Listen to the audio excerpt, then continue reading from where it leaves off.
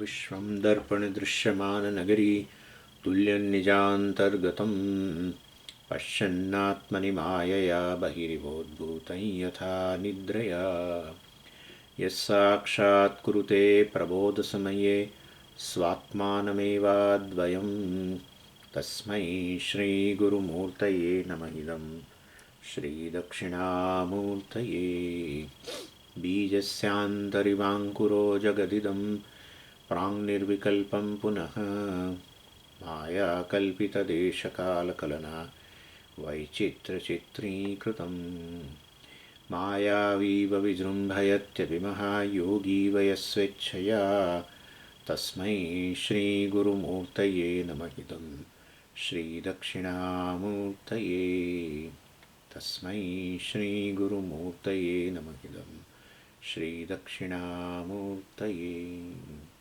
ॐ सहना भवतु सहनौ भुनक्तु सह वीर्यङ्करवावहै तेजस्विनावधीतमस्तु मा विद्विषावहै। ॐ शान्तिः शान्तिः शान्तिः। सदाशिवसमारम्भां शङ्कराचार्यमध्यमाम् अस्मदाचार्यपर्यन्तां वन्दे गुरुपरम्पराम्। ॐ 60 श्लोक। परामर्शोऽनुभूतेस्ति इत्यासीदनुभवस्तदा चिदात्मत्वात् सतो भाति सुखमज्ञानधीस्ततः।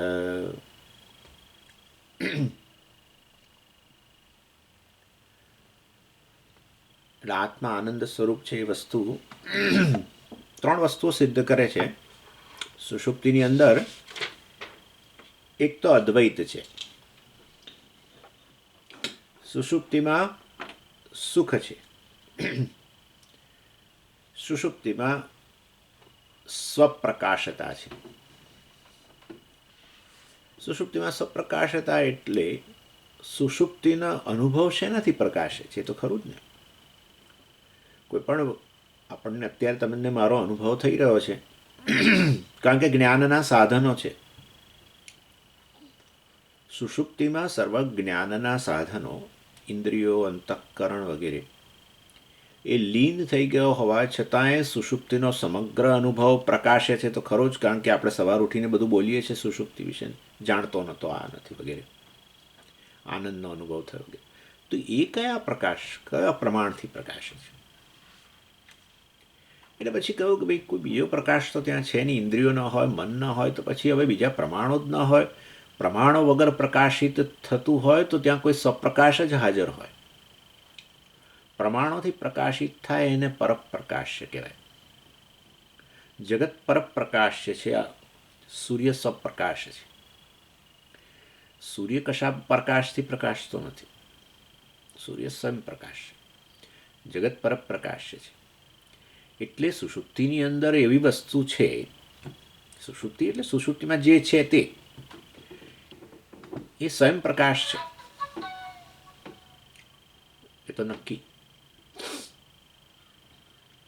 અને સુષુપ્તિની અંદર કોઈ દ્વૈત નથી, એ તો બધાનો અનુભવ જ છે. મારાથી અન્ય સમય પણ નથી જણાતો. સમયની સભાનતા હોય તો પણ આપણે કહીએ દ્વૈત. દેશની સભાનતા હોય તો કહીએ દ્વૈત. કોઈ બીજી વસ્તુઓ, વ્યક્તિઓ, કોઈ સભાનતા કશું છે નહીં. એટલે સુષુપ્તિની અંદર જે પણ છે એ અદ્વૈત છે અને એ સ્વયં પ્રકાશ છે. અને સુષુપ્તિમાં સુખનો અનુભવ થાય છે, માટે એ સુખ સ્વરૂપ છે. અને એમાં બીજું કશું સુષુપ્તિમાં અન્ય કશું છે એવી કલ્પના કરી શકાય એવું જ નથી. તો સુષુપ્તિમાં હું જ છું.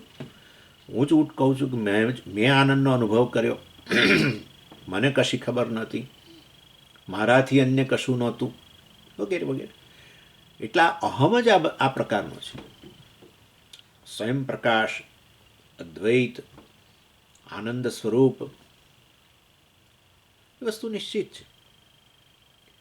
એટલે એ વસ્તુ અહીંયા કહ્યું સુખમહમ અસ્વાપ્સમ અત્રાહમ નવૈ કિંચિદ અવેદિશમ 59માં શ્લોકમાં ઇતિ સુપ્તે સુખ અજ્ઞાને પરામર્શતી ચ ઉત્થિત. એટલે હું સુખેથી સૂતો આટલો સમય વગેરે કશી ખબર ન પડી વગેરે એ સુષુપ્તિના સમયે સુખ અને અજ્ઞાનનો પરામર્શ એટલે સ્મરણ જાગે ત્યારે એ વ્યક્તિને સ્મરણ હોય છે કે આ હું સુખેથી સૂતો અને કશું મને ખબર નહોતી. અજ્ઞાન અને સુખ બંને, અજ્ઞાન અને સુખનો પરામર્શ થાય છે, સ્મરણ થાય છે જાગીએ ત્યારે. એટલે એ વસ્તુ સ્મરણમાં જે આ સુખ અને અજ્ઞાનનું જે સ્મરણ થયું જાગ્યા ત્યારે એની પાછું પ્રમાણિત કરવું પડે ને. કારણ કે એ વસ્તુને કે આપણે કહીએ કે આવું આ વસ્તુ જ્ઞાન અને સુખ રહેલું છે સુષુપ્તિમાં, એવું જાગીએ ત્યારે આપણે સ્મરણ હોય છે અને આપણે કહીએ એ ખરું, પણ એને કોઈ પ્રમાણોથી સિદ્ધ કરવું પડે ને, પ્રમાણિત કરવું પડે.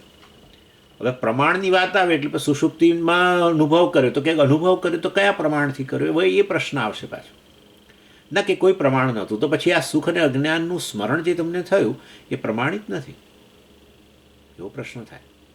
એટલા માટે કહે છે પરામર્શ અનુભૂતે અસ્તિ, અનુભૂતે પરામર્શ અસ્તિ. જેનો અનુભવ થઈ ચૂક્યો છે, અનુભૂતે અનુભૂતિ એટલે જેનો અનુભવ થઈ ચૂક્યો છે એનો પરામર્શ સ્મરણ હોય છે. ઇતિ આસિત અનુભવસ્તદા, એટલે જો તમને સ્મરણ થતું હોય સુખને અને અજ્ઞાનનું તો એનો અનુભવ થયેલો હોવો જોઈએ. તદા સુષુપ્તિકાળે તમને એનો અનુભવ થયેલો જ હોવો જોઈએ. કોઈ પણ સ્મરણ જે છે એ હંમેશા અનુભૂત વસ્તુનું હોય છે. જેનો અનુભવ થઈ ચૂક્યો હોય એનું સ્મરણ આપણને હોય છે.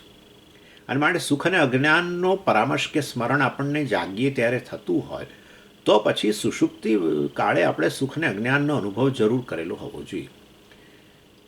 એટલે હવે પછી પેલો પ્રશ્ન આવે, અનુભવની વાત આવી. અત્યારે તમે મારો અનુભવ કરી રહ્યા છો પણ પ્રમાણો હાજર છે, મન અને ઇન્દ્રિયો વગેરે. ચાલો તો સુષુપ્તિમાં અજ્ઞાન અને સુખનો અનુભવ થયો છે જેને કારણે તમને જાગ્રતમાં એનું સ્મરણ થયું, માની લઈએ સાચું. પણ સુષુપ્તિના અજ્ઞાનનો અનુભવ કરવા માટે કયા પ્રમાણો સુષુપ્તિ કાળે હાજર હતા? કારણ કે બધું ન મન ન જ્ઞાન ઇન્દ્રિયો કશું નહીં, તો પછી આ સુખનું અને અજ્ઞાનનું જે જ્ઞાન થયું, અનુભવ કે જ્ઞાન કહો જે કહો, એ વાસ્તવની અંદર તમને કેવી રીતે કયા પ્રમાણથી તમને થયું? તો પ્રશ્ન છે મોટો છે. અને તમે કહો કે ના કોઈ પ્રમાણો તો હાજર નહોતા તો પછી તમે જાગીને સ્મરણ કહો છો કે મને આ સુખનો અનુભવ થયો ને અજ્ઞાનનો અનુભવ થયો, એ વસ્તુ પ્રમાણભૂત નથી, વેલિડ ન ગણીએ અમે. વેલિડ હોય તો પછી એ કોઈ પ્રમાણથી જન્મેલો કે પ્રમાણથી અનુભવ થયેલું હોવું જોઈએ. સુષુપ્તિમાં પ્રમાણો હાજર નથી તો પછી એને પ્રમાણભૂત વેલિડ કેવી રીતે કહેવું, ઠોસ કેવી રીતે કહેવું? સ્મરણ તો તમને એ તો ઘણી કોઈ પણ વસ્તુનું સ્મરણ થયું એટલે તમે એને કહો કે મને તો આવો અનુભવ થયો છે, તો બરાબર જાગ્રત કાળે તમે કશાકનું સ્મરણ કરો કારણ કે જાગ્રત કાળે કોઈકનો અનુભવ કર્યો, તમારી ઇન્દ્રિયો મન વગેરે હાજર હતા ને એના માટે એનો અનુભવ થયો, માટે એનું સ્મરણ રહ્યું, બરાબર છે. પણ સુષુપ્તિની વાત કરો છો ને એમને સમજાતું નથી એમ કે છે. એટલે એનું સમાધાન આપવા માટે કહેવામાં આવ્યું. કેટલાક લોકો છે ને આવું માને છે કે આ અનુભવ એ જ વસ્તુનો થાય જે પ્રમાણોથી ઉત્પન્ન હોય. આપણે કહીએ છીએ પ્રમાણથી જન્મે, પ્રમાણ દાખલા તરીકે અત્યારે તમે જુઓ છો આ વસ્તુ સમજવાની છે. આમ તો પ્રમાણથી જન્મેલું જ્ઞાન પ્રમાણભૂત કહેવાય, પરંતુ એક વસ્તુમાં યાદ રાખવાની છે કે પ્રમાણથી ઉત્પન્ન થયેલું જે અનુભવ કે જ્ઞાન જે ડેટા જન્મે એ સાચા જ્ઞાનનું લક્ષણ નથી. સમજી? આ તો તમે તમારું જ બોલેલું વિરુદ્ધ જાઓ ના, એવું નથી. તમે કોઈ વસ્તુને આંખથી જુઓ, બરાબર, એ સાચી જ છે એવું તો નથી હોતું ને, બને છે ને આવું. એટલે આપણે રૂપનું જ્ઞાન આંખથી જ જન્મે અને બીજા કશાથી ન જન્મે એને માટે પ્રમાણભૂત કંઈ એવું બોલીએ બરાબર છે, પરંતુ સાથે એક શરત ઉમેરી દેવી પડે અંદર કે જે વસ્તુના સંદર્ભમાં પછી બાદ ન થાય, અથવા જે વસ્તુનું જ્ઞાન જન્મ્યું તમને જે તે પ્રમાણથી એનો જો બાદ ન થાય એને જ જ્ઞાન કહેવાય. જો બાદ થઈ જાય તો એ જ્ઞાન નથી. એટલે બાદ પાછો એ જ પ્રમાણથી થવાનો છે. તમે કશું આંખથી જોતા હો, બરાબર, અને જુઓ તમે કંઈક એક વસ્તુ માની લો, અને પછી દાખલા કે રંગ માનો ને, તમને થયું કે આ તો ભૂરો રંગ છે એવું તમારી આંખે જાણે કે તમને બતાવ્યું, પણ પછી તમે પાછું ફરી ધારીને જોયું, એમ કહો છો તમે, મેં ધારીને જોયું એટલે એ જ પ્રમાણનો ઉપયોગ કર્યો, અને પેલો ભૂરો રંગ બાધિત થઈ ગયો અને હવે લીલો રંગ દેખાયો, અને લીલો રંગ પછી બાધિત ન થયો, લીલા રંગનું જ્ઞાન બાધિત ન થયું, તો એ જ્ઞાન કહેવાય. સમજો આ વસ્તુ. એટલે પ્રમાણોથી ઉત્પન્ન થયું, પ્રમાણોથી ઉત્પન્ન થયું, પ્રમાણોથી ઉત્પન્ન થયું એ વસ્તુ નહીં. એટલે વાસ્તવની અંદર કેટલાક લોકો આવું માને છે કે જે અનુભવ પ્રમાણોથી જન્મે એ સત્ય હોય, એવું જરૂરી નથી. એનીવે, એટલે અહીંયા તો વાસ્તવની અંદર આનું સમાધાન સુખનો અનુભવ થયો છે અને અજ્ઞાનનો અનુભવ થયો છે સુષુપ્તિની અંદર, એ વસ્તુ કોઈ પ્રમાણો વગર જન્મી છે. એ અનુભવ કોઈ પ્રમાણો વગરનો છે સુષુપ્તિની અંદર. તો પછી આપણે પછી એનું સમાધાન આપવું તો પડશે. એટલે એટલા માટે અહીંયા કહે છે આચાર્ય, ચિદાત્મત્વાત સ્વતઃ ભવતી.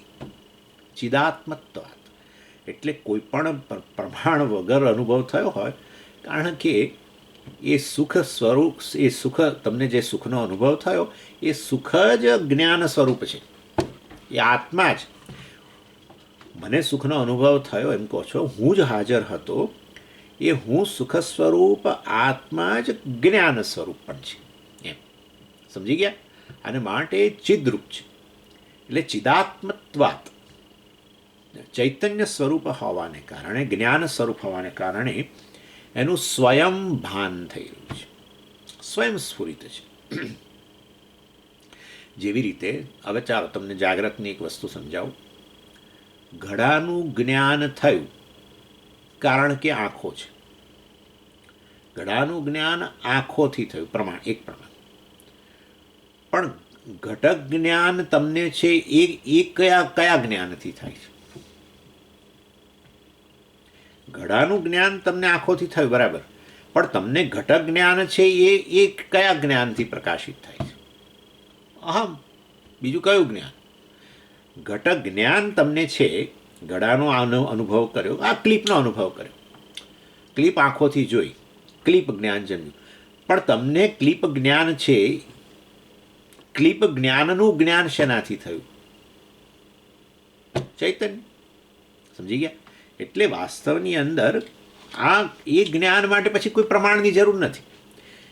ક્લિપ જ્ઞાન માટે કયું પ્રમાણ છે? ભાઈ, એ ક્લિપ જ્ઞાનનું જ્ઞાન સ્વયં થઈ રહ્યું છે.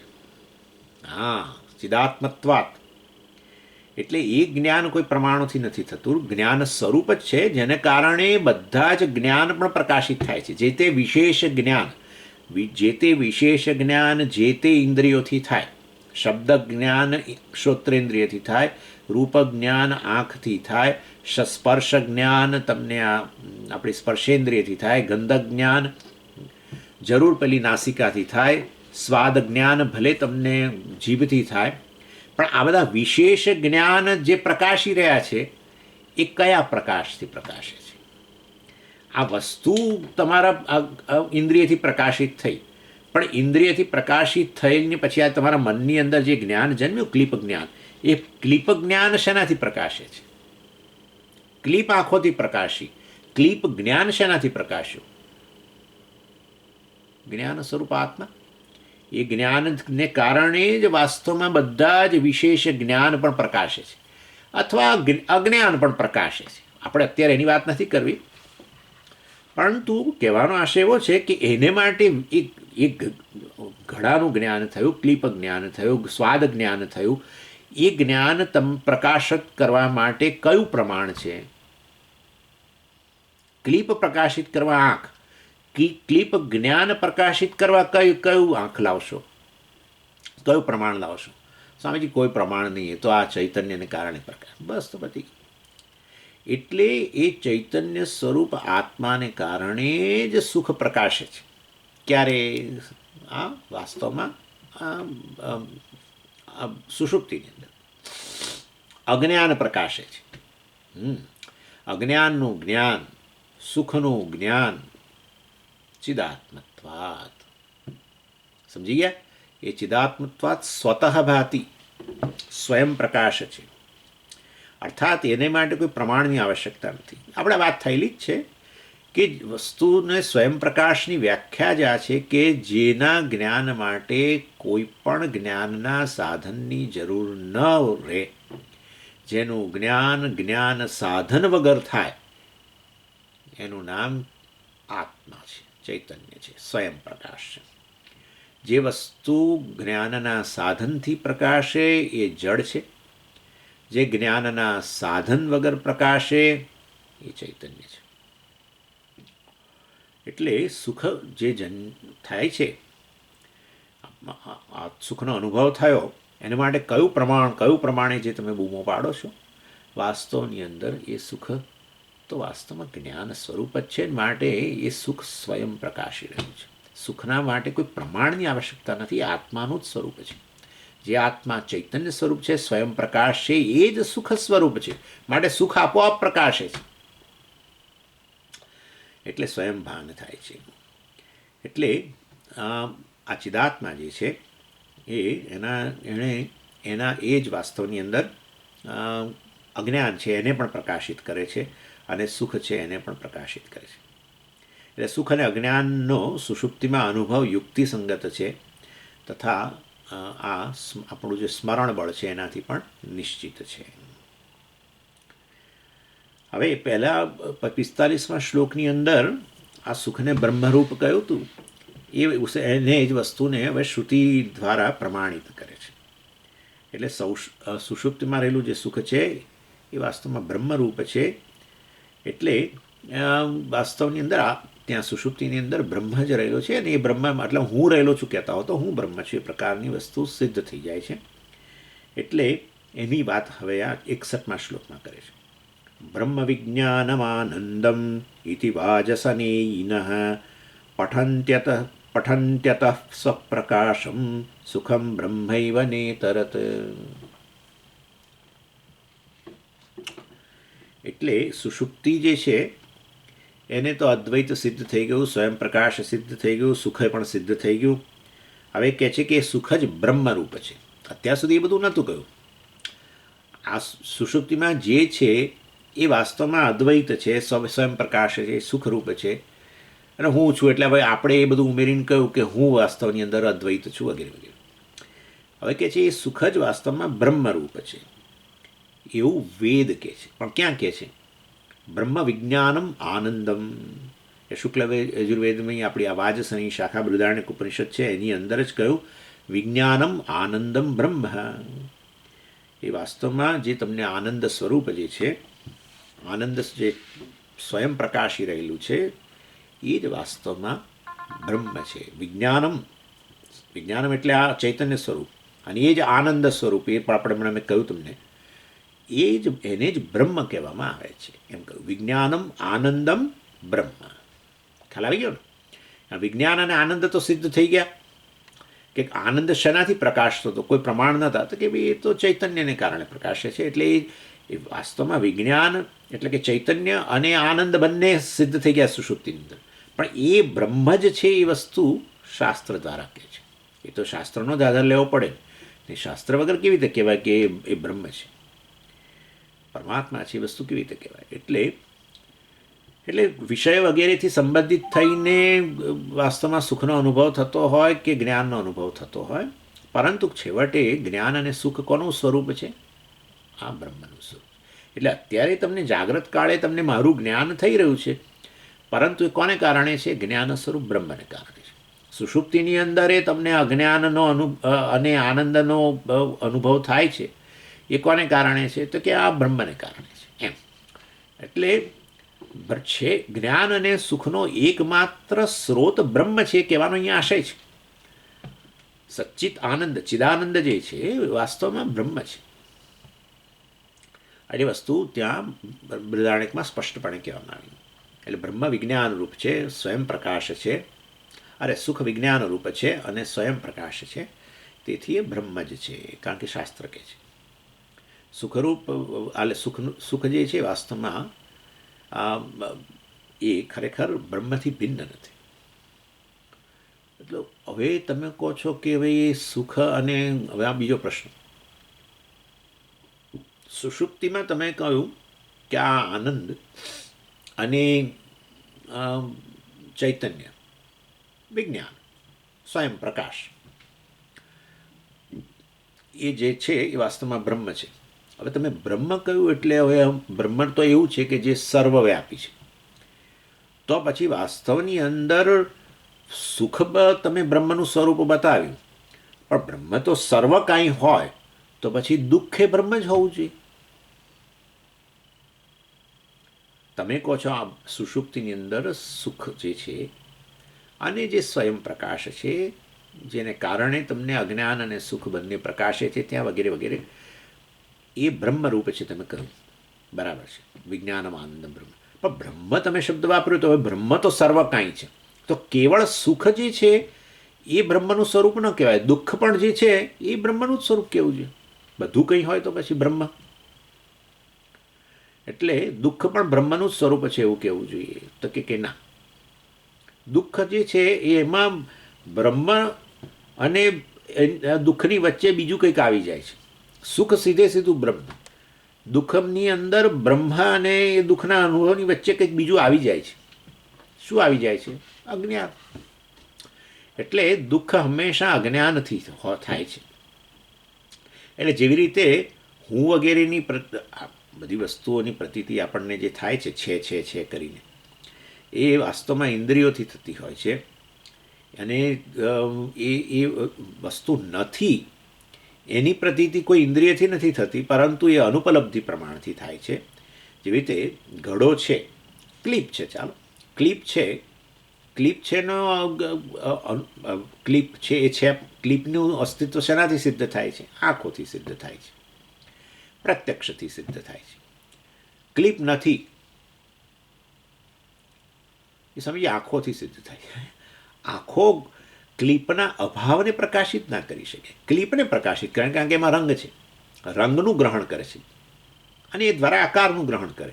રંગ આકાર કશું જ ન હોય, અભાવ, ક્લિપનો અભાવ, તો ક્લિપનો અભાવ આંખથી પ્રકાશિત ન થાય. હા, તો ક્લિપના અભાવનું જ્ઞાન શેનાથી થાય છે? ક્લિપનો ભાવ, ક્લિપનું હોવાપણું આંખથી સિદ્ધ થાય છે, બરાબર, કારણ કે એણે રંગનું ગ્રહણ કર્યું, આકારનું ગ્રહણ કર્યો, માટે ક્લિપ છે નક્કી થઈ ગયું, બરાબર છે. પણ ક્લિપનો અભાવ છે ને કયા પ્રમાણથી પ્રકાશિત થાય છે? ક્લિપના અભાવનું જ્ઞાન, મતલબ પ્રકાશિત થવું એટલે તમે એ સમજો જ છો, પ્રકાશિત થવું એટલે જેમ સૂર્યનો પ્રકાશ એવું નહીં, પણ જ્ઞાન. ક્લિપના અભાવનું જ્ઞાન શેનાથી થાય? ક્લિપનું જ્ઞાન આંખોથી થયું, ક્લિપના અભાવનું જ્ઞાન કયા પ્રમાણથી થયું? એટલે આપણે કહ્યું કે ભાઈ અનુપલબ્ધિ પ્રમાણ, આપણે વાત કરેલી છે ને ઘણીવાર, વસ્તુની ગેરહાજરીનું જ્ઞાન એક જુદા પ્રમાણથી થાય છે, અનુપલબ્ધિ. આપણે એટલા માટે 6 પ્રમાણો સ્વીકારીએ છીએ.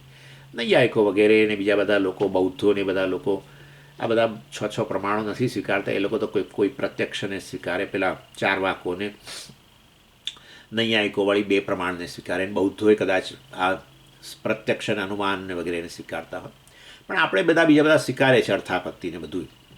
એનીવે, એટલે અનુપલબ્ધિ પ્રમાણ જે છે એના દ્વારા વાસ્તવની અંદર આપણને વસ્તુના અભાવનું જ્ઞાન થાય છે. એનીવે, એટલે એવી જ રીતે વાસ્તવની અંદર બ્રહ્મ, સત તો બ્રહ્મરૂપ જ છે, પરંતુ જે નથી, સુખનો મતલબ કે સુખ તો બ્રહ્મરૂપ જ છે, પરંતુ વાસ્તવમાં જે નથી એ સુખનો અભાવ વગેરે જે છે, એટલે કે દુઃખ સમજો અહીંયા, ચાલો, એ દુઃખ જે છે એ વાસ્તવની અંદર એ બ્રહ્મનું રૂપ નથી. જેમ સત બ્રહ્મનું રૂપ છે, અસત એ બ્રહ્મનું રૂપ નથી, એવી રીતે સુખ બ્રહ્મનું રૂપ છે, દુઃખ બ્રહ્મનું રૂપ નથી. જડ ચૈતન્ય બ્રહ્મનું રૂપ છે, પરંતુ જડ જે છે એ બ્રહ્મનું રૂપ નથી, એ માયાનું રૂપ છે. એટલે સચ્ચિત આનંદ બ્રહ્મનું રૂપ છે અને અસત જડ દુઃખ વગેરે માયાનું રૂપ છે. એટલે બ્રહ્મ સુખરૂપ છે, દુઃખરૂપ માયા છે. અલ્પ, જે અલ્પ છે એ બ્રહ્મનું રૂપ નથી, પૂર્ણ છે એ બ્રહ્મનું રૂપ છે. બસ આવો. આ તમે ક્યાંથી લઈ આવ્યા? તમે તો હમણાં દુઃખ બોલતા હતા. દુઃખ એટલે અલ્પ. કોણે તમને કહ્યું આવું? ત્યાં છાંદોગ્યની અંદર જ કહ્યું, યો વૈ ભૂમા તત્ સુખમ, યો વૈ અલ્પમ તદ દુઃખમ. મર્યાદિત જે છે, મર્યાદિત એટલે કે નામરૂપ, એ જ મર્યાદિત છે, એ તો માયાનું રૂપ છે. એટલે વાસ્તવની અંદર, અને પણ માયા તો મિથ્યા છે, તો બરાબર છે ને, મિથ્યાની અંદર જ સત્ય વસ્તુ રહેલી છે ને. હા, મિથ્યા નામની કોઈ ઠોસ વસ્તુ થોડી છે, મિથ્યાની અંદર જ સત્ય રહેલું છે. સર્પ, મિથ્યા સર્પ જે છે એની અંદર જ રજ્જુ રહેલો છે. એટલા માટે તો ગરબડ થાય છે. આ ગરબડ થવાનું કારણ કે પેલો ત્યાં રહેલો છે સત્ય વસ્તુ. એનીવે, ઇન શોર્ટ કહેવાનો આશય છે, સત ચિત્ત આનંદ બ્રહ્મનું રૂપ, એનાથી અન્ય તમને જે જણાતું હોય, મિથ્યા છે પરંતુ જણાતું હોય અન્ય, અસત કે અચિત એટલે જડ, અને અલ્પ દુઃખ, દુઃખરૂપ, એ માયાનું રૂપ છે. એટલે બ્રહ્મ સુખરૂપ છે, દુઃખરૂપ માયા છે. પણ તો પછી બે વસ્તુ તો થઈ ને, તો ભાઈ બ્રહ્મ તમે હવે આ બ્રહ્મ નથી એમ કહ્યું, તો પછી બ્રહ્મ પૂર્ણ કેવી રીતે બન્યું? પાછું આવે. સારું, તો રજ્જુ જે છે એમાં તમને સર્પના દર્શન થયા, તો ખરેખર કેટલી વસ્તુ છે?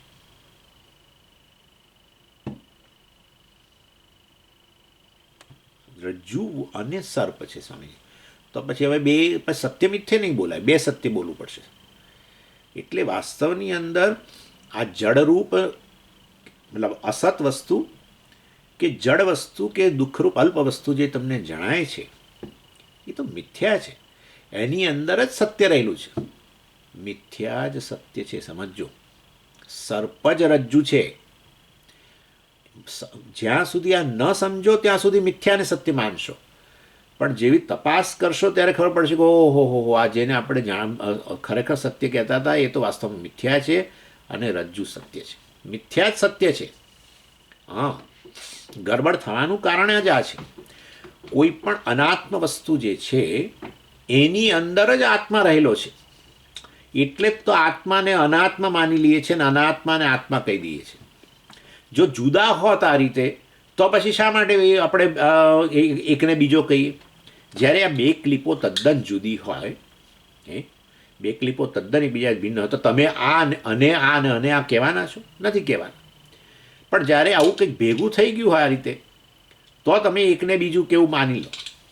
એટલે એવી રીતે વાસ્તવની અંદર કહેવાનો આશય એવો છે કે આ અનાત્મ વસ્તુ જે છે, જેને આપણે અહીંયા માયા કહીએ છીએ, અસત જડ અને દુઃખરૂપ કહીએ છીએ, એ અનાત્મા વાસ્તવમાં એની અંદર જ આત્મા રહેલો છે.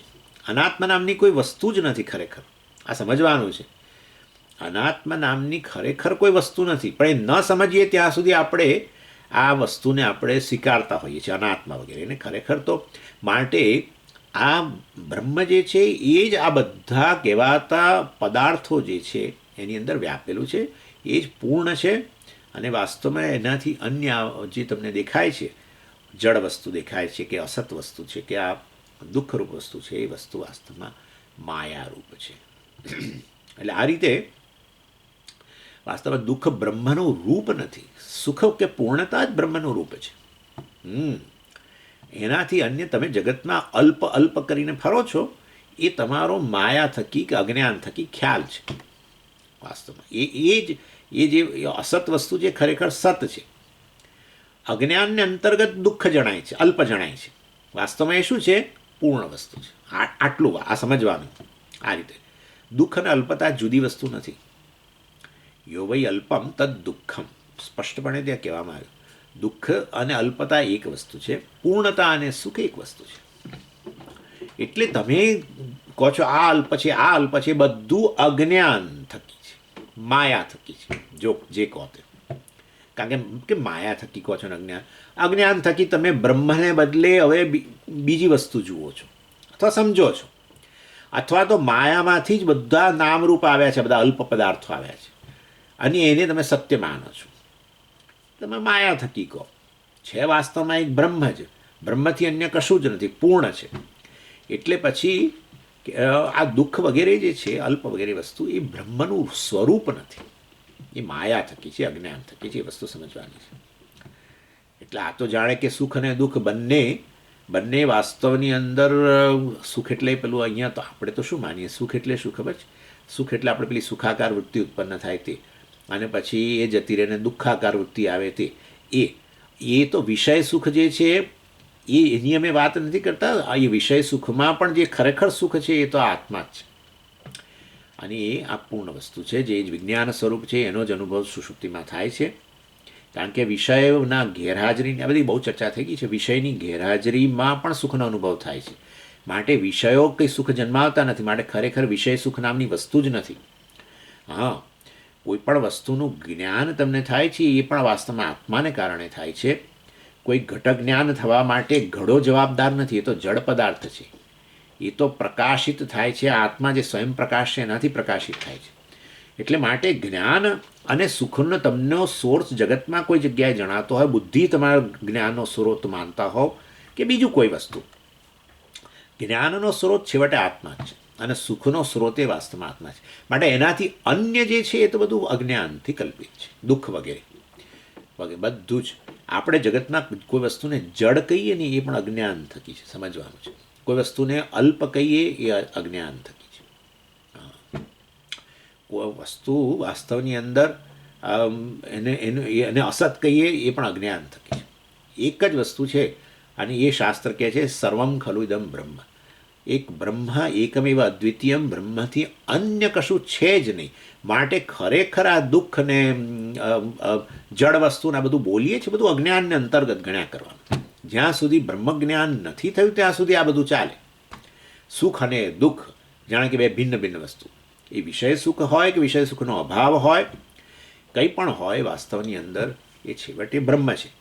એ પૂર્ણ બ્રહ્મ જ અહમ અસ્મિ. એવું જ્યારે જાણો તો મારાથી અન્ય કશું છે જ નહીં, તો પછી હવે આ અસત ને દુઃખ ને જડ વસ્તુને કશું રહેતું નથી. સમજી ગયા? એટલે આવા બધા વિભાગ ત્યારે રહે વાસ્તવની અંદર કે જ્યારે આ અજ્ઞાન હોય. એટલે અજ્ઞાન થકી અસત, અજ્ઞાન થકી જડ, અજ્ઞાન થકી દુઃખ. એટલે નહીં તો શું થાય કે જોયું આ અસત વસ્તુ આવી એટલે કેવું કે ના એ બ્રહ્મ નહીં, બ્રહ્મ સત, સચ્ચિદાનંદ સત. અને જળ વસ્તુ હોય તો કે ના એ જળ બ્રહ્મ નહીં, બ્રહ્મ કેવળ ચેતન. પછી કે દુઃખ આવ્યું તો કે ના એ બ્રહ્મ નહીં, બ્રહ્મ કેવળ સુખ સ્વરૂપ. મતલબ વાસ્તવની અંદર વિભાગ પાડ્યા તો બ્રહ્મ ક્યાં રહ્યું? પણ બ્રહ્મ રહ્યું જ નહીં ને. બ્રહ્મ તો સર્વવ્યાપી, એટલે જે કાંઈ છે એ બ્રહ્મ છે એમ કહેતા હોવ તો પછી હવે આ જળ ને આ બધી વસ્તુઓ ખરેખર કહેવાની કશી રહેતી જ નથી. ના, પણ અમને તો આ બધાનો અનુભવ લાગે છે એની વસ્તુને અમે સત્ય માનીએ તો એટલે તો કહીએ છીએ અજ્ઞાન છે. અજ્ઞાનને કારણે અસત, અજ્ઞાનને કારણે જડ, અજ્ઞાનને કારણે દુઃખ. આ સમજી લેજો બરાબર. એટલે સ્મરણ જે છે વાસ્તવમાં આપણને અજ્ઞાન અને જે આ સુખનો જે સ્મરણ વગેરે થાય છે જાગીએ ત્યારે, એને આ રીતે એ અનુભવ વગેરેથી થાય છે. અને અનુભવ શેના થકી થાય છે એ પણ બધી વાત કરી. એ સ્વયંપ્રકાશ આત્માને કારણે છે. એટલે સ્મરણ દ્વારા અનુભવને નું સમર્થન થયું, બરાબર ને? અનુભવ થયો તો સ્મરણ થાય. અનુભવજન્ય સંસ્કાર, અને એ સંસ્કારનો જ ઉદ્ભવ એને સ્મરણ કહીએ છીએ. ચાલો, હવે પ્રશ્ન બીજો મોટો આવે છે, અને એ છે કે તમે જાગો છો ને એ જાગ્રત પુરુષ કહે છે કે મને આવો અનુભવ થયો, બરાબર છે? જાગ્રત પુરુષ બોલે ને, સ્મરણ કોને છે? જાગ્રત પુરુષને. અને વાસ્તવમાં અનુભવ થયો એ તો જાગ્રત પુરુષને થયો નથી. કોને સ્મરણ હોય? જેને અનુભવ થયો એને સ્મરણ હોય. એક જ હોવા જોઈએ ને બે. તમને અનુભવ થાય ને સ્મરણ મને થાય, એવું તો હોતું હશે. તો એ જાગ્રત પુરુષ તો ત્યાં સુષુપ્તિમાં હતો નહીં. મેં અનુભવ્યું એમ કહે છે, પણ એ તો આ મન બુદ્ધિથી યુક્ત જે છે અત્યારે જાગ્રત પુરુષ, એ આવું કહે છે. હવે ત્યાં તો મન બુદ્ધિ જ લય પામી ગયેલા. મતલબ કે તો એ હું અત્યારે જે હું મન બુદ્ધિવાળો અહમ જે છે એ તો ત્યાં હતો જ નહીં. મન બુદ્ધિ બધું લય પામી ગયેલું હતું. તો હવે આ અનુભવ કરનારો જ જુદો લાગે છે અને સ્મરણ બીજાને થાય છે. આવું અમે કોઈ દિવસ જોયું નથી. એ પ્રશ્ન ઉઠાવે છે કે અનુભવ અવસ્થામાં જે હતો જ નહીં એને સ્મરણ કેવી રીતે થાય? ચૈત્રને અનુભવ થાય અને સ્મરણ મૈત્રને થાય, આવું તો કોઈ દિવસ હોતું હશે? અત્યારે મન બુદ્ધિથી યુક્ત જે ચેતન જે છે એ મન બુદ્ધિથી યુક્ત ચેતન સુષુપ્તિમાં હતો નહીં. મન બુદ્ધિ જ લઈ પામી ગયા હતા. તો મતલબ એ જુદો કોઈ હતો, એને અનુભવ થયો, બરાબર છે, પણ સ્મરણ અને કેવી રીતે થાય? ના ના ના, સ્મરણ એને જ છે. તો પણ એ તો મન બુદ્ધિ તો એ વખતે હતા નહીં, આ તો મન બુદ્ધિવાળો છે. એટલે એ પ્રશ્નનો ઉત્તર આપે છે. યદજ્ઞાનમ તત્ર લીનૌ તૌ વિજ્ઞાન મનોમયૌ તયોર્હિ વિલયાવસ્થા નિદ્રા જ્ઞાનમ ચ સૈવહી. એટલે સુષુપ્તિની અંદર આ બ્રહ્માનંદની સ્થિતિ બતાવી. એટલે સુષુપ્તિવાળો આત્મા બ્રહ્માનંદ રૂપ કયું અને એનો અનુભવ ભલે એને થયો, પણ જાગીને હું સુખેથી સૂતો, મને કશું ખબર નહોતી, આવું કહેવાવાળો તો મન બુદ્ધિવાળો છે. બ્રહ્મ તમે જો કહેતા હો સુષુપ્તિની અંદર, તો બ્રહ્મ તો મન બુદ્ધિવાળું છે નહીં. હે, બ્રહ્મ મન બુદ્ધિવાળું હોય તો પછી એ તો વાસ્તવમાં મર્યાદિત થઈ ગયું. બ્રહ્મ તો કોઈ અવયવ જ ધરાવતું નથી, નિરવયવ છે. એટલે તમે કહો છો સુષુપ્તિમાં બ્રહ્મ હાજર હતું. હવે આ જાગ્યો તારે તો પેલો જાગ્રત પુરુષ મન બુદ્ધિવાળો છે. બ્રહ્મ જે છે એ તો મનોબુદ્ધિ અહંકાર ચિત્તાની નાહમ. એટલે અનુભવ એકને થાય ને જાગીને સ્મરણ બીજાને થાય, આવું તમે કોઈ જગ્યાએ જોયું નહીં. એટલે સુષુપ્તિમાં મન બુદ્ધિવાળો હતો નહીં, અને માટે ચૈત્ર અનુભવ કરે તો ચૈત્રને સ્મરણ થાય, મૈત્રને સ્મરણ ના થાય. ચૈત્ર મૈત્ર આ બધા, કારણ કે કોઈના નામ લેવા એના કરતાં આ ચૈત્ર મૈત્ર સારા, કોઈના નામ ના હોય. કારણ કે કંઈક બોલીએ આટલા પેલું બીજું આપણે રાખીએ છીએ ને, દેવદત્તે યજ્ઞદત્ત ને એવા બધા. કારણ કે હવે આ જમાનામાં કોઈના નામ ના હોય. દેવદત્ત, યજ્ઞદત્ત, ફલાણા દત્ત, કોઈ પણ. દેવેન દત્ત દેવદત્ત, યજ્ઞેન દત્ત યજ્ઞદત્ત. હા, આવા કોઈ હોય જ નહીં. યજ્ઞમાંથી જે જન્મેલા રામ લક્ષ્મણ વગેરેને તમે યજ્ઞદત્ત કહી શકો. પુત્રકામેષ્ટિમાંથી આવ્યા હતા ને, દશરથ રાજાએ પુત્રકામેષ્ટિ કર્યો, એમાંથી 4 પુત્રો. એક કળશ અગ્નિદેવતાએ બહાર આવીને અર્પણ કર્યો, ને એ ચારેય એ કળશમાં રહેલું જે કંઈ દ્રવ્ય હતું એનું પાન આ 4 માતાઓએ કર્યું. દશરથ રાજાની 4 પત્નીઓએ, અને એમના પછી કુખની અંદર આ 4 પુત્રો આવ્યા. એ પ્રકારનું કહેવાય છે. એટલે એ વાસ્તવમાં યજ્ઞદત્ત, ચૈત્રદત્ત અને જે કહેવા, ઇન શોર્ટ અનુભવ એકને થાય ને જ્ઞાન બીજાને થાય, આવું તમે જોયું નહીં. એટલે અમે આ તો અમને એકદમ કે છે યાદ આવ્યું એટલે મેં એમ કહ્યું, નહીં તો તમે અમને આ રીતે ફસાવી દો. સુષુપ્તિમાં બ્રહ્મ છે, મન બુદ્ધિથી રહિત, મનોબુદ્ધિ અહંકાર ચિત્તાની નાહમ. અને જાગીને જે બોલે છે એ તો મન બુદ્ધિવાળો છે, પ્રમાતા છે. અને હમણાં હું તમને કહીશ કે આ બ્રહ્મ પ્રમાતા છે, તો એ તમે નહીં સ્વીકારો, હું નહીં સ્વીકારો. જાગ્રત કાળે સ્મરણ પ્રમાતાને છે, સુષુપ્તિ અંદર પ્રમાતા જ નથી. બે જુદી વ્યક્તિઓ છે. માટે અનુભવ ભલે ત્યાં બ્રહ્મને થયો, પરંતુ જાગીને બોલનારો જુદો છે. એટલે સમાધાન આપણે આપવું પડશે એનું. એટલે કે છે વાસ્તવની અંદર આ વિજ્ઞાનમય, મનોમય અને આનંદમય વગેરે જે બધા છે એ બધા ચૈત્ર મૈત્ર જેવા બધા અલગ અલગ નથી. ના સમજો બધું આ 3 વસ્તુની વાત કરશે. વિજ્ઞાનમય, મનોમય અને આનંદમય કેવો એક બહુ સામાન્ય તફાવત છે. એટલે મને કશું જ ખબર નહોતી એવું જે જાગ્રત કાળે જેને સ્મરણ છે, અને કહીએ છીએ કે સુષુપ્તિમાં અર્થાત એને કારણે અજ્ઞાન હતું, અજ્ઞાનનો અનુભવ થયો. એટલે કશું જ જાણતો નહોતો, એ સ્મરણથી અજ્ઞાન તો સિદ્ધ થયું. પહેલાં આપણે એમને કહીએ છીએ અને ધીમે રહીને લઈ જઈએ છીએ. તમે કહ્યું જાગીને કે મને કશી જ ખબર નહોતી, એટલે પહેલાં આટલું તો તમે સ્વીકારશો ને કે સુષુપ્તિની અંદર અજ્ઞાન હતું, આટલું તો સ્વીકારશો ને? હા, એટલે ચાલો, એ અજ્ઞાન હતું ને, એ અજ્ઞાનને અંતર્ગત જ આ પ્રમાતા અત્યારે જે બોલી રહ્યો છે ને, જેને સ્મરણ છે, એ પ્રમાતા વિજ્ઞાનમય, એ એની અંદર અજ્ઞાનમાં લીન હતો.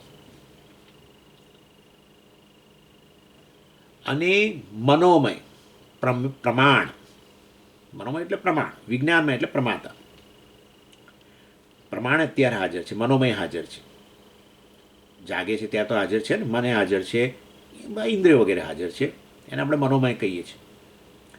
એટલે વિજ્ઞાનમય પ્રમાતા અત્યારે હાજર છે જાગ્રત કાળે, અને મનોમય પણ હાજર છે.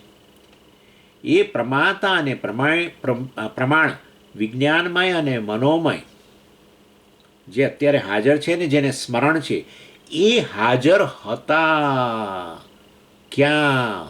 પેલા અજ્ઞાનમાં, અજ્ઞાનને અંતર્ગત હતા, અજ્ઞાનમાં વિલીન પામેલા હતા. એટલે યદ અજ્ઞાનમ તત્ર લીનવ, અજ્ઞાન તો તમે સ્વીકારો જ છો સુષુપ્તિમાં, એમાં તમે ના પાડવાના જ નથી. તો એ અજ્ઞાનને અંતર્ગત લીન થયેલા હતા. કયા? તૌ, તે બે, વિજ્ઞાન મનોમય, વિજ્ઞાનમય પ્રમાતા અને મનોમય પ્રમાણ જે અત્યારે હાજર છે ને, જેને સ્મરણ છે, એ જ હાજર હતા ત્યાં, પરંતુ લીન અવસ્થામાં હતા.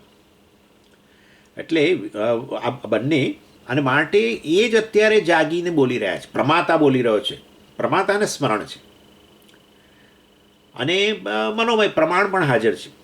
એટલે વાસ્તવમાં એ પ્રમાતા જુદા રૂપમાં હાજર હતો, બીજું કશું તે હાજર હતું જ નહીં. અજ્ઞાન જે અંતર્ગત આ વિજ્ઞાન અને મનોમય એની અંદર લીન થઈને બેઠા, કોઈ બીજો બહારનો મૈત્ર હતો નહીં, આ ચૈત્ર જ જુદી અવસ્થામાં ત્યાં હાજર હતો. એટલે વાસ્તવની અંદર કહેવાનો આશય છે, આ બંને અજ્ઞાનને અંતર્ગત લીન હતા, અને જ્યારે પ્રમાણતા અને પ્રમાણ લીન થઈ ગયા હતા, નતા રહ્યા, એને જ તો આપણે નિદ્રા કહીએ છીએ. પ્રમાતા અને પ્રમાણ જે અવસ્થામાં લીન થઈ જાય એને જ આપણે નિદ્રા કહીએ છીએ.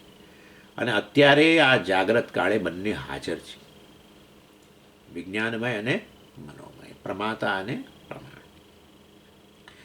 એટલે આપણે કહીએ ને, ઊંઘ આવી ત્યારે ન જાણવાવાળો રહ્યો, ન જાણવાનું સાધન રહ્યું. સાદી ભાષા, ન જાણવાવાળો રહ્યો, ન જાણવાનું સાધન રહ્યું.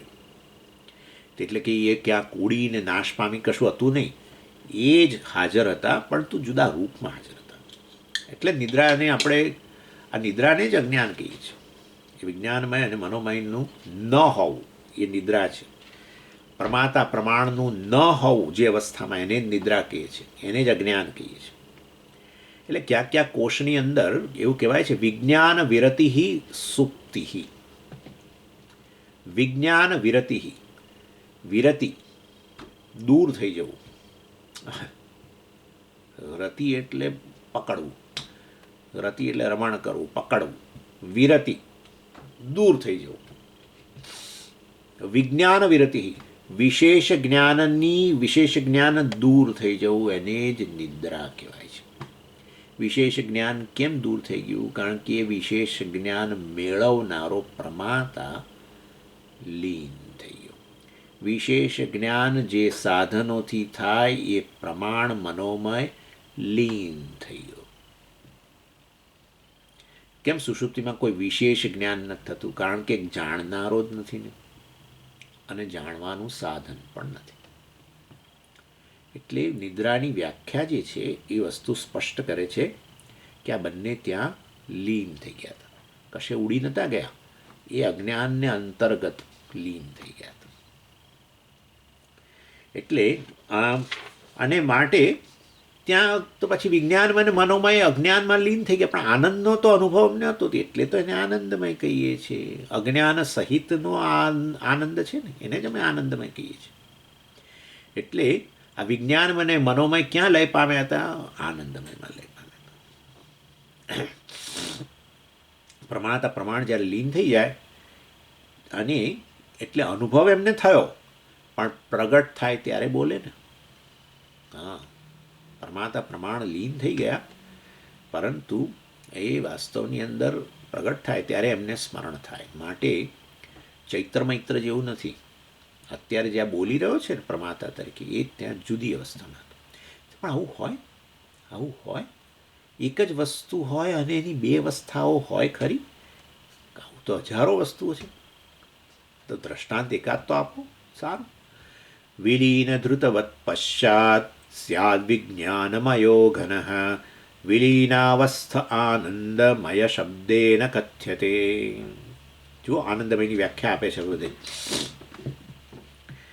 ઘી જે છે એ તડકામાં પીગળી જાય છે. વિલીન ધૃતવત, વિલીન ઘૃતવત, સોરી, વિલીન ઘૃતવત. ઘૃતમ એટલે ઘી. એટલે ઘી જે છે એને ઘીને સંસ્કૃતમાં ઘૃતમ કહે છે. ઘી તડકામાં પીગળી જાય, વળી પાછું એને અંદર લઈ આવો, છાંડામાં મૂકી દો, રાત પડી જાય, પાછું ઠોસ થઈ જાય. વળી પાછું દિવસ આવ્યો, વળી પાછું સૂર્યનો તડકો આવતો એવી જગ્યાએ મૂક્યું હોય, વળી પાછું પીગળી જાય. અને આવું કેટલી વાર થાય? આવો કોઈ નિયમ ખરો સ્વામીજી? પીગળવું અને પાછું આવું થીજી જવું, એ કેટલી વાર થાય? આવો કોઈ નિયમ છે? 50 વાર જ થાય પછી આગળ ના થાય, 100 વાર થાય પછી આગળ ના થાય, એવું છે? કોઈ નિયમ છે? કોઈ નિયમ નથી. ઘી એક જ છે, એ જ વાસ્તવમાં ક્યાં પીગળેલું, ક્યાં થીજેલું, આ બે એની અવસ્થાઓ છે.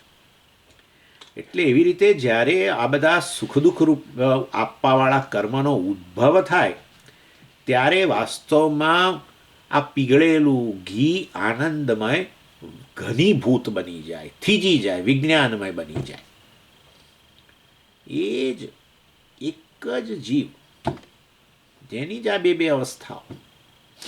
કોઈ બીજો આવ્યો નથી, ચૈત્ર બદલે મૈત્ર નથી આવ્યો, એ જ. એટલે વાસ્તવની અંદર આ સુખ દુઃખ આપવાવાળા કર્મો પ્રારબ્ધ જે છે એનો ઉદ્ભવ થાય ત્યારે જ પાછો એ પેલો પીગળી ગયેલો વિજ્ઞાનમય, જેને હવે આપણે આનંદમય કહીએ છીએ, એ વળી પાછો વિજ્ઞાનમય રૂપી ઠોસ બની જાય. અને પછી તો પાછો સુખ દુઃખનો અનુભવ કરવા પાછા પ્રમાણો જોઈશે. સુખ દુઃખનો સાક્ષાત્કાર કરવા માટે પાછા બધા સાધનો જોઈશે. કોઈ વસ્તુથી જોઈને સુખ જન્મ્યું તો સાધને જોઈશે ને. જોઈએ ત્યારે સુખ જન્મ્યું એમ કહીએ, સ્વાદ લઈએ ત્યારે સુખ જન્મ્યું, એટલે મનોમય હાજર જોઈશે. એટલે વાસ્તવમાં પ્રમાતા પ્રમાણ બંને હાજર જોઈશે સુખ દુઃખનો અનુભવ કરવા માટે. એટલે એ જ વાસ્તવમાં જે પહેલાં પીગળી ગયો હતો આ વિજ્ઞાનમય એને આનંદમય સ્થિતિમાં જતો રહ્યો હતો. વિજ્ઞાનમય મનોમય બે ગણવાનું છે. એટલે એ વાસ્તવ, કારણ કે મનોમય કેમ નથી બોલતા? તો પછી ભાઈ એ તો પ્રમાણ છે ને, મૂળ તો પ્રમાતાની વાત કરવાની છે ને આપણે, એટલા માટે. કારણ કે બોલનારો પ્રમાણ ના બોલે, બોલે કોણ? પ્રમાતા બોલે. એટલે સમજો આ વસ્તુ. એટલે હું મનોમય ન બોલું તો એવું નહીં માનવાનું કે સમજી મનોમય નથી બોલતા માટે મનોમય હજુ પીગળેલી અવસ્થામાં પડ્યો છે, ખાલી વિજ્ઞાનમય હાજર થયો છે. જાગ્રત કાળે મનોમય છે જ, પ્રમાણ છે જ, પણ બોલનારો પેલો પ્રમાતા. એનીવે, ઇન શોર્ટ, વાસ્તવની અંદર આ સુખ દુઃખ રૂપી કર્મો જે છે એનો ઉદ્ભવ જે છે વાસ્તવની અંદર એ થવા એનો હોય ત્યારે પેલો પીગળેલું ઘી વિજ્ઞાનમય આપણો એ પાછો ઘનીભૂત થઈ જાય, થીજી જાય. અને એ જ વિજ્ઞાનમય પાછો સુખ દુઃખ રૂપી કર્મો જે છે પ્રારબ્ધ છે એનું સસ્પેન્શન, હવે અનુભવ નથી કરવાનો.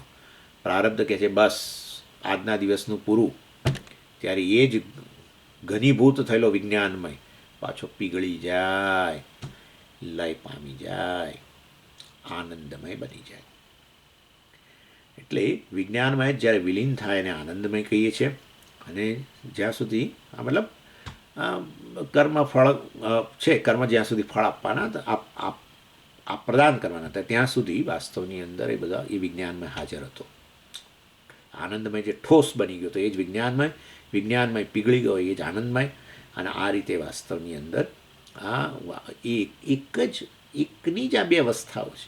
જેમ એક ઘીની બે અવસ્થાઓ એવી રીતે એક જ જીવની આ અવસ્થાઓ છે, વિજ્ઞાનમય અને આનંદમય. માટે અનુભવ કરનારો તો બેઠો જ છે, પછી બધું બીજી વાત આવશે, બધી અનુભવની વૃત્તિઓ ને બધું પાછું, એટલે આ બધું આવવાનું તો છે જ. હવે ચર્ચા જરા બહુ સિરિયસ ચર્ચાઓ છે બધી, ઘણી સિરિયસ ચર્ચાઓ છે.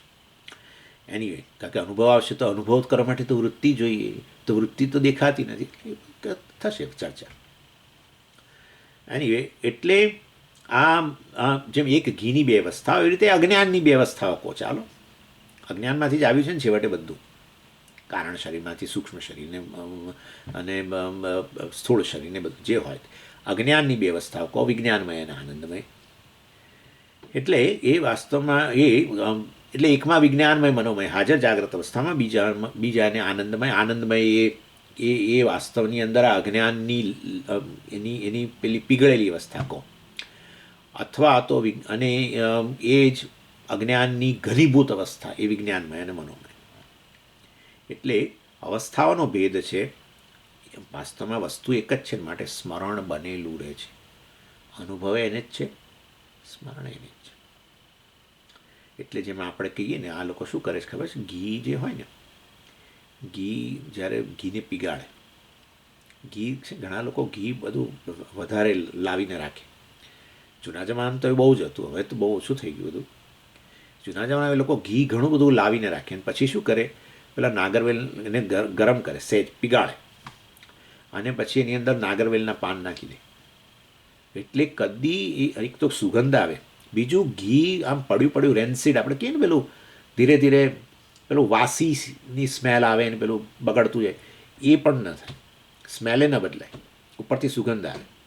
એટલે પીગળેલી અવસ્થામાં તમે જે કંઈ કર્યું, ઘણા લોકો અંદર સેજ રંગે નાખી દે, જેથી આપણને તો એવો સંતોષ થાય કે આ ગાયનું ઘી છે, પીળો રંગ કેવો નાખી દઈએ અંદર, તો પછી હંમેશા પીળું પીળું દેખાય, એટલે આપણને સંતોષ રહે કે આપણે ગાયનું ઘી ખાઈએ છીએ. અથવા કોઈ નાખીને આપે, ચાલો ને, જે કરવું હોય. એટલે બહુ ચાલે છે આવું. ગાયનું ઘી છે કેવી રીતે ખબર પડે, તો કે જુઓ પીળું છે ને, એટલે અલા ભાઈ પીળું તો કે પીળો રંગે નાખી દે અંદર. એટલે પીગળેલી અવસ્થામાં તમે જે પણ કર્યું એની અંદર, એની ગંધ સુધારવા માટે કે એનો રંગ સુધારવા માટે જે પણ કર્યું, એ વસ્તુ ઠોસ અવસ્થામાં જોવા મળે છે. માટે ખરેખર એક જ વસ્તુ છે જેની આ બે અવસ્થાઓ છે. માટે એક જ અજ્ઞાનની બે અવસ્થાઓ છે, એક છે આ આનંદમય અને બીજી છે વિજ્ઞાનમય મનોમય. અથવા તો તમને આ ન ગમતું હોય, ખરેખર એ તમારે સ્વીકારવું જ પડશે, પરંતુ એ ન ગમતું હોય અત્યારે, તો કહો વિજ્ઞાનમય આ લય પામ્યો છે આનંદ અજ્ઞાનમાં, અને એને આનંદમય કહેવાય છે. મનોમય લય પામ્યો છે અજ્ઞાનમાં. અજ્ઞાન તો સ્વીકારવું જ પડશે, એમાં તો છૂટકો જ નથી થવાનો. સુષુપ્તિમાં અજ્ઞાન છે એ તો કોઈ સુષુપ્તિમાં કોણ છે એની બધી ચર્ચા માથાકૂટ છે. સુષુપ્તિમાં અજ્ઞાન છે એમાં તો કોઈ માથાકૂટ જ નથી. એટલે સુષુપ્તિમાં જે હાજર હોય એમાં બધું લય પામ્યું છે, આ તો નક્કી છે. જે વસ્તુ પોતે લય ન પામતી હોય એની અંદર આ બાકી બધી વસ્તુ લય પામે, જેનો લય થતો નથી. ઘડાને તોડ્યો, જે કર્યું છેવટે ક્ષમા લય થાય છે, માટીમાં જ. માટીનો લય નથી થયો. ઇન શોર્ટ, વાસ્તવની અંદર તો કારણ અવસ્થા છે ને, કારણ શરીર કહીએ છીએ એને આનંદમય કહીએ છીએ, અને કારણ અવસ્થા કહીએ છીએ. પણ કારણ શરીરને આનંદમય કેમ કહો છો ભાઈ? તો આનંદની પ્રચુરતા તો છે સુષુપ્તિમાં. એટલે અજ્ઞાન જે છે, તમે ઘડીકમાં બ્રહ્મ કહો છો, આ બ્રહ્મ અજ્ઞાન સહિત, એને આનંદમય કહો, શું ફેર પડે છે? પણ આનંદમય તો એ પેલી સુખાકાર વૃત્તિ આપણે મનમાં જ્યારે જન્મે તે સુખાકાર વૃત્તિ, એને વાસ્તવની અંદર અમે તો આનંદમય કહીએ. આ તો પણ એ વાસ્તવમાં બ્રહ્મ અજ્ઞાન સાથે જ છે. પણ બ્રહ્મ અજ્ઞાન સાથે કેમ કહો છો તમે? કારણ કે તમે એમ કહો છો કે મને આ વિષયે સુખ આપ્યું, તો એ શું સિદ્ધ કરે છે? એ અજ્ઞાન સિદ્ધ કરે છે કે અજ્ઞાન સિદ્ધ કરે છે? That's it.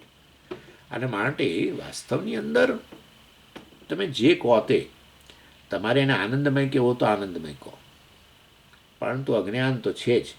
અને માટે વાસ્તવમાં વિજ્ઞાનમય આ અજ્ઞાનમાં લય પામ્યોની માને આનંદમય કહો, વિજ્ઞાનમય મનોમય બંને. અથવા તો વાસ્તવની અંદર એ ઘનીભૂત બન્યા, કારણ કે પેલા સુખ દુઃખ રૂપી કર્મો જે છે એ હવે ઉદ્ભૂત થયા. એ ઉદ્ભૂત થયા તો પછી પેલો પ્રમાતા હાજર જોઈશે, પ્રમાણ હાજર જોઈશે, જેના થકી તો એ બધો સુખ દુઃખના અનુભવ કરશે. પણ સ્વામીજી પ્રમાતા પ્રમાણ ના, એને ભોગતા ભોગ્ય કહેવાય. એટલે ભાઈ પ્રમાતા જ ભોગતા બને ને. વસ્તુનું જ્ઞાન મેં તમને આ સમજાવેલું કે આ વસ્તુનું ખાલી જ્ઞાન થયું તો પ્રમાતા, પણ આ વસ્તુનું જ્ઞાન થયા પછી પેલા સંસ્કારોને અનુરૂપ આમાં આ તમારા સુખનો વિષય બન્યું તો હવે પ્રમાતા ભોગતા, આ ભોગ્ય. એ પહેલા પ્રમેય અને પ્રમાતા, આ પ્રમાણ, પ્રમાતા પ્રમાણ પ્રમેય. પણ હવે એને સુખ જન્માવ્યું કે દુઃખ જન્માવ્યું તમારી વાસનાઓને અનુરૂપ, રાગદ્વેષને અનુરૂપ, તો હવે એ પ્રમાતા ન બોલાય. હવે એ અનુભવ થઈ રહ્યો છે, પરંતુ હવે ભોગતા, આ પ્રમેયને બદલે ભોગ્ય. અને જે પેલો વૃત્તિ જન્મી એને ભોગ. સમજી ગયા? ભોગતા ભોગ્યને જોડતી લિંકને જ ભોગ કહેવાય. ભોગ્ય પદાર્થ આ, ભોગતા અંદર, આ બેને જોડે કોણ? પેલી મનની વૃત્તિ, સુખાકાર વૃત્તિ કે દુઃખાકાર વૃત્તિ, જેને આપણે ભોગ કહીએ છીએ. સુખ દુઃખ સાક્ષાત્કાર ભોગ. સુખ દુઃખનો અનુભવ, સાક્ષાત્કાર એટલે અહીંયા અનુભવ. સુખ દુઃખનો સીધો અનુભવ આપણને જે થાય છે એને સાક્ષાત્કાર એટલે, તો ભાઈ અનુભવ બોલો ને, સાક્ષાત્કાર કેમ કહો છો? કારણ કે સુખ દુઃખનો સીધો અનુભવ થાય તમને, અશા થકી અનુભવ નહીં, તમારા અંતઃકરણમાં જન્મે છે ને, એના તમે સાક્ષી છો.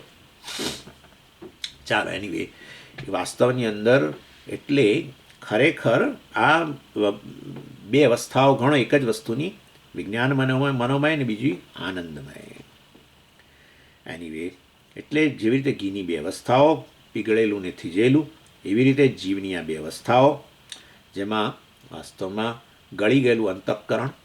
હવે અંતઃકરણ લઈ આવે, હું શું કરું હવે? કારણ કે કંઈક તો પછી મારે કહેવું તો પડશે જ ને, કંઈક બીજું. હવે માંડુક્ય આવશે એટલે કહેશે કે આ ત્રણેય અવસ્થાઓ છે એક અંતઃકરણની જ અવસ્થાઓ છે, આત્માની કોઈ અવસ્થાઓ જ નથી. જાગ્રત સ્વપ્ન સુષુપ્તિ જે છે એ બધી અંતઃકરણની અવસ્થાઓ છે. વિજ્ઞાન મનોમય કહો તો પછી આવ્યું કે નહીં અંતઃકરણ, અને એ અંતઃકરણ લય પામી ગયેલું કહો તો એ આનંદમય કહો, કે વિજ્ઞાન આનંદમય કહો, એ સુષુપ્તિ કહો, શું કહો, એક જ વસ્તુ છે. એટલે હું તો બધા શબ્દો આમ તેમ વાપરીશ, તમારે જે ગણવું હોય ગણજો. એટલે વાસ્તવની અંદર જીવ આ કહે જ છૂટકો છે.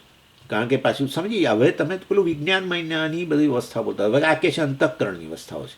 અમે માંડુક્ય ઉઘાડ્યું, તમને ખબર પડી કે આ તો બધું અંતઃકરણની અવસ્થા, તમે તો બધું વિજ્ઞાનમય. એટલે પણ વિજ્ઞાનમય શું છે જરા અંદર જુઓ તો ખરા, એની વ્યાખ્યા તો જુઓ. મનોમય છે એની વ્યાખ્યા જુઓ તો પછી બધી ખબર પડે ને. એટલે વાસ્તવની અંદર જેમ ઘીની બે અવસ્થાઓ, પીગળેલું અને થીજેલું, એવી રીતે જીવની બે અવસ્થાઓ છે. ગળી ગયેલું અંતઃકરણ આનંદમય અને જામેલું અંતઃકરણ વિજ્ઞાનમય. ઓકે, જે પણ જામેલું કે પીગળેલું એ વાસ્તવની અંદર એક જ ઘી છે. એવી રીતે સુષુપ્તિની અંદર ગળી ગયેલો, આ જાગ્રત, આ સુષુપ્તિમાં ગળી ગયેલો અને જાગ્રતની અંદર જામેલું અંતઃકરણ વાળો, અંતઃકરણ ઉપાધિ વાળો બ્રહ્મ, જેને આપણે જીવ કહીએ છીએ, એ એક જ છે. ને માટે સ્મૃતિ સંભવ છે. જેને અનુભવ થયો છે એક અવસ્થામાં, એ જ બીજી અવસ્થામાં એને સ્મરણ છે. વિલીન અવસ્થામાં આનંદમય છે, જામેલી અવસ્થામાં વિજ્ઞાનમય મનોમય છે. ઓમ પૂર્ણમદ પૂર્ણમિદમ પૂર્ણાત પૂર્ણમુદચ્યતે પૂર્ણસ્ય પૂર્ણમાદાય પૂર્ણમેવાવશિષ્યતે. ઓમ શાંતિ શાંતિ શાંતિ. હરિ ઓમ શ્રી ગુરુભ્યો નમઃ. હરિ ઓમ.